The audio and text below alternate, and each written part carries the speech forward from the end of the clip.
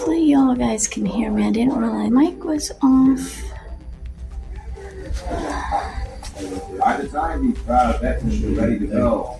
Media has populated with their remarkable stories. The world is watching. Everybody thinks it's one of basically a lot of technology. Troy, you don't want to, sit into it and show us how. Brittany, you don't want to demo that for us? No, Troy would be a good one.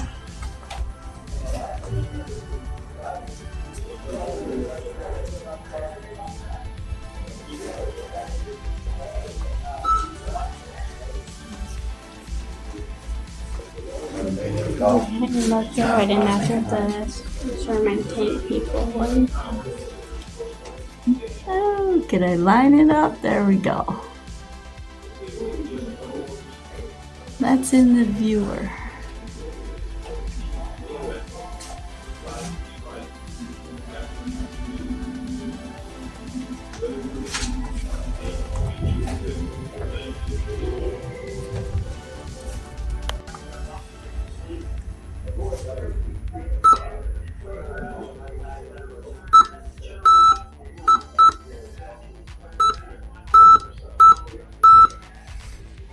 You want to be rescued? Said help. You need to be rescued. Help. Uh-huh.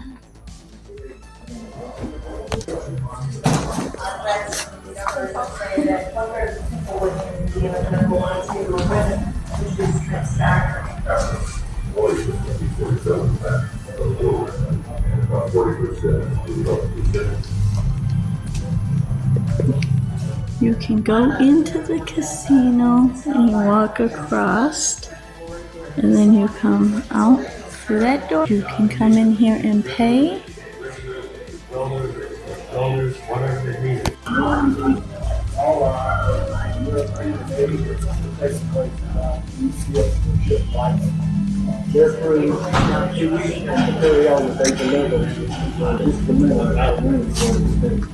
Though they were clearly in the sense LSTs were not considered glamorous like battleships and aircraft. The simple 328 foot vessels weren't even given names. All was segregated. The company digness at the shipyard was segregated. Very interesting. In a little bit, we will be listening to the tour guide walk us through the ship. So I'm looking forward to that. My name is Zach, and I'm your tour guide. Please remember to stay with me. If you need to leave early, that's fine, but don't walk away from me. Inform me, and I will have somebody come and escort you off the ship. Okay? Let's head on. Just a quick note here. I wanted to let you know that I point the camera down at the floor in the beginning a lot due to it's tight corners, and I don't want to put the camera in anybody else's face, and I am not aware of if the tour guide is camera shy or not, so be patient with me as we go through this tour. The white field room. Oh yeah, buried up there. It's river all the way up there.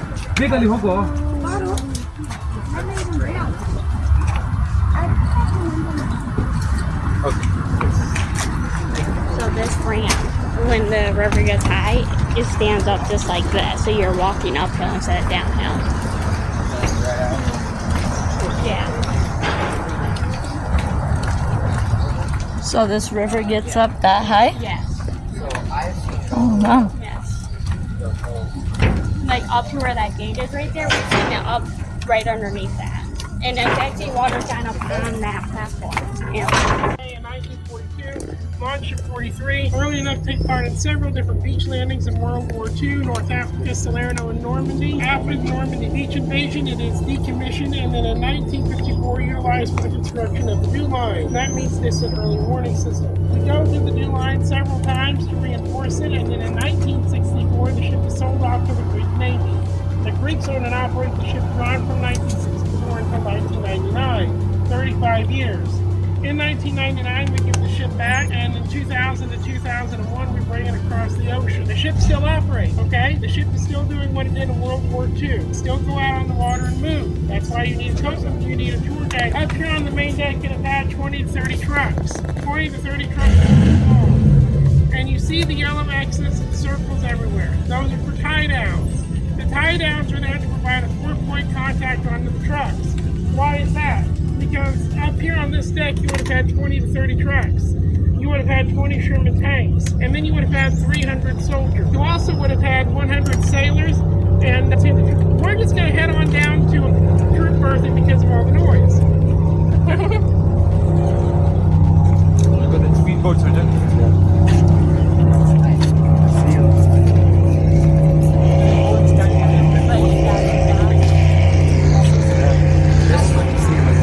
This is an elevator.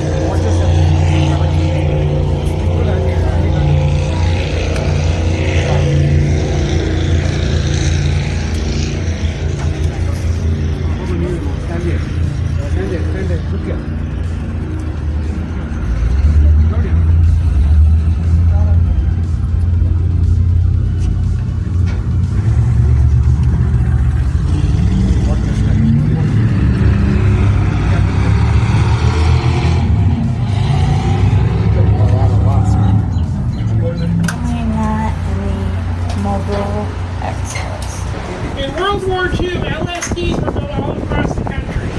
There were 1,051 of these built all across. And this one you're on, if you're recording, that's fine. Please don't record the whole tour. Okay.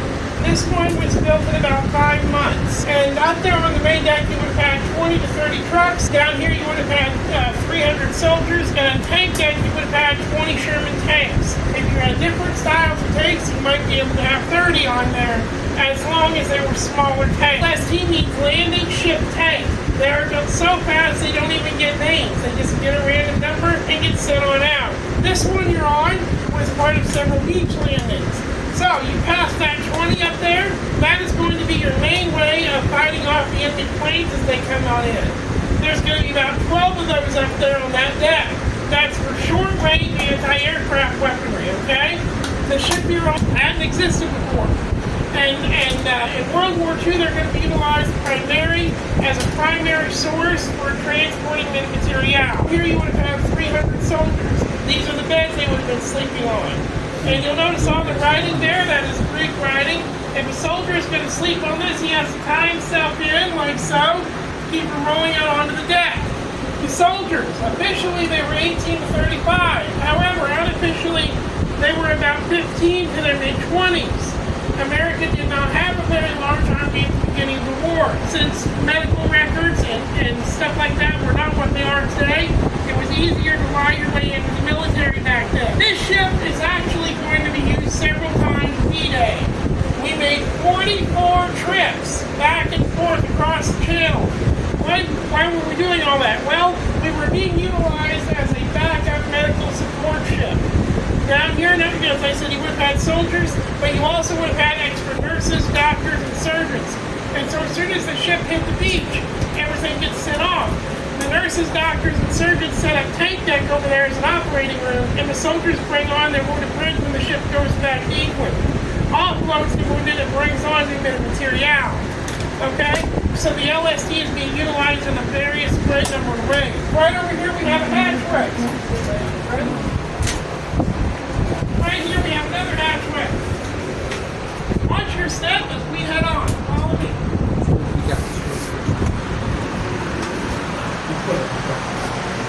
These were the beds that they were talking about. This is how they held themselves in.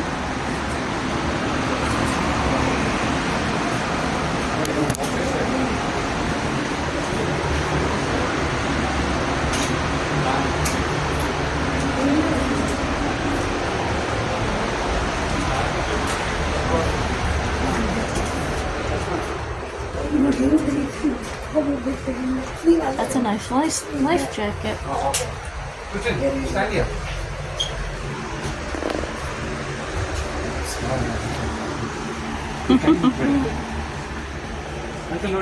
Next up, you're going to see women are actually part of the armed services in large numbers in World War II.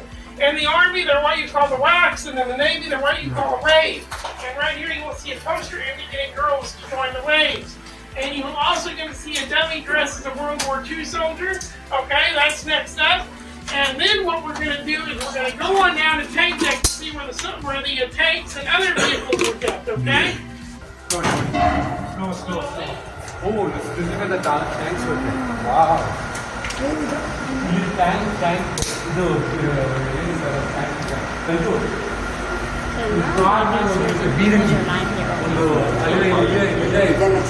ಇವಾಗಿಲ್ಲ ಮುಂಚೆ war timely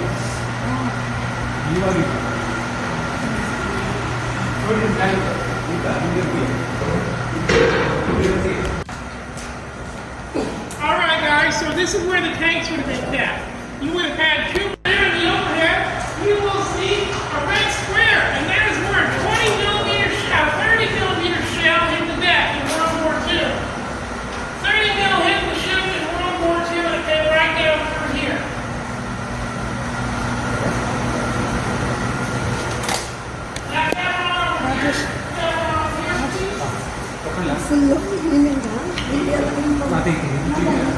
Please remember to take pictures.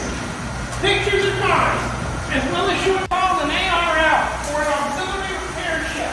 Now these ships served all the way into the Vietnam War era, and they finally got named. They got called the county class, named after counties and parishes in the United States. We have auxiliary engineering. Gather on over here. These two things you're looking at are power generators. They are still operating. They kick on the main engines. The main engines are further back. You will not see them. Doris Miller. Now, who was Doris Miller? Well, Doris Miller was a cook on a ship in a place called Pearl Harbor. When his ship was attacked, he ran on the main deck. He grabbed one of those 20mm guns over there and shot out one or two Japanese planes by himself. Here in the highest honor the Navy can give anybody the Navy Cross. And that's pretty impressive, isn't it? Now, right over here, you can see the ship is about 12 miles an hour, which is around 13 or 14 miles per hour. All right? So the engines are right below our feet, and they're each about the size of a pickup truck. And now, where we're standing, this is where the most seriously injured men were kept, okay? The most seriously injured men were brought in first, the least were brought in towards the bow. On the other side of that hatchway is the stretcher rack. Hanging on your door. It's through that door there, unless you're fighting Achilles or the Trojan War era. And right over here, we'll see this picture. That is what this deck looks like, filled wall to wall only. Now, what's that up there, huh?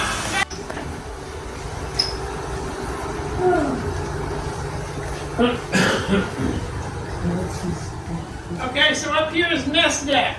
Now, this is the area where the sailors are going to live, and we're also going to be sleeping, okay? The green walls are going to be gone, so it's going to be wider and a lot more open. So you're going to be able to have the beds drop down from the ceiling. There was one good thing about being on the ship in World War II. You got the best food in the Navy. We're still segregated as a country, right? And so a lot of times people of color or other nationalities were typically stewards, like Doris Miller. But you know what happened? He was still trained on the guns, right? So that's why when he did that and he won that award, it was such a big deal because it was like anybody can be a hero in the Navy, right? But did that answer your question? Everybody was trained on the guns.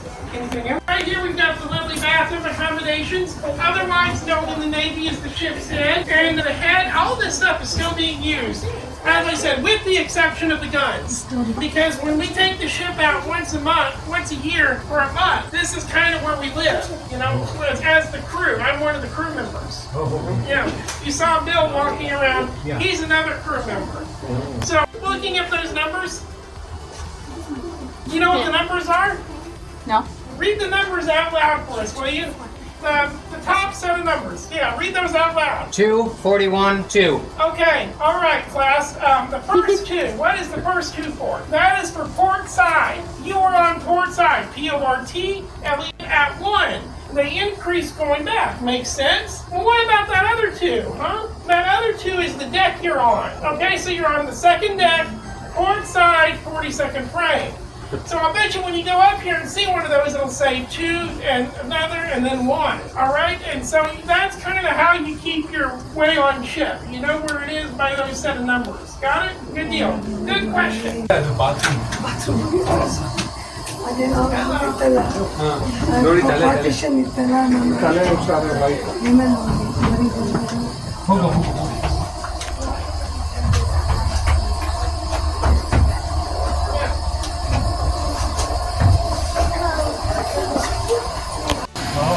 Yeah, and that's Captain Kubota. So, molding it. And what's this? This is the post office. Now, in the post office, you'll see a black and white picture of a woman. Now, her name is Betty Grable. And in World War II, she's what they called a pin-up girl. In today's world, you call her a supermodel.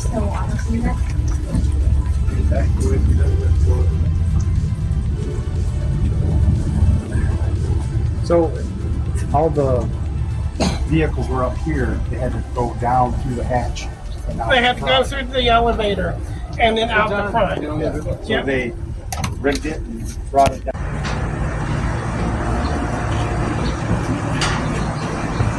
Come on up. What sign? So this is a 40 millimeter AA cannon.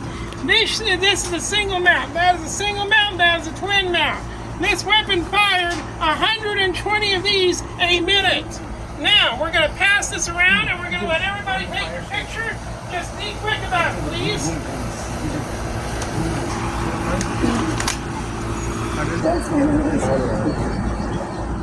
So the water actually comes all the way up here. You can see how low it is. Yeah, we're doing the loading, and then there is a loader and an assistant loader. All of this is happening in the span of like a minute. It's really fast, really fast, really fast. And so there's a twin mount back there and a single mount on each one. Now the young man over here was asking about the guns.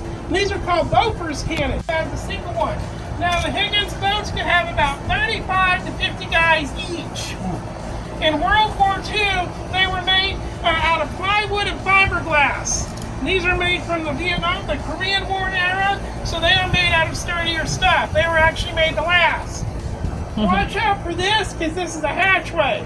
Now, gang, we are going to go past the radio room, the navigating and chart room, and the wheelhouse. Then again, the ship still works.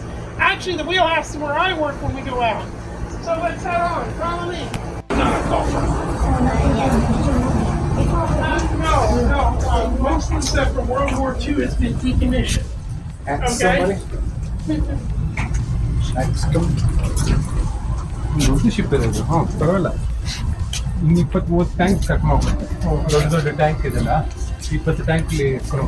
Now, guys, right over here, you'll see they're going to Sicily in World War II. Same ship. Yep, same ship, then and now. And that ship in front of us is the USS Boise, a destroyer, firing on the shoreline. So we're about to go down into officers' country, and we're going to see where the men in charge got to stay, okay? So, or the men with rank, I'll say. Now, the men with rank, they're bathroom. And the captain is actually on board today. You all saw him walking around. Hey, Harry, you know there's a fee for using the door, right?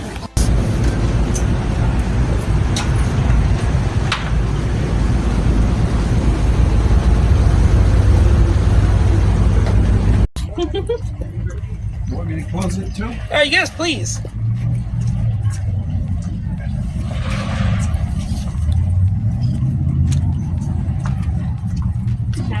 All right, guys. Thanks for coming out. I appreciate you all. Thank you. Have a great rest of your day, everybody. You too. Yeah, it's going to be a hot one. Back to the AC. Whew. It is definitely a hot one in Indiana today.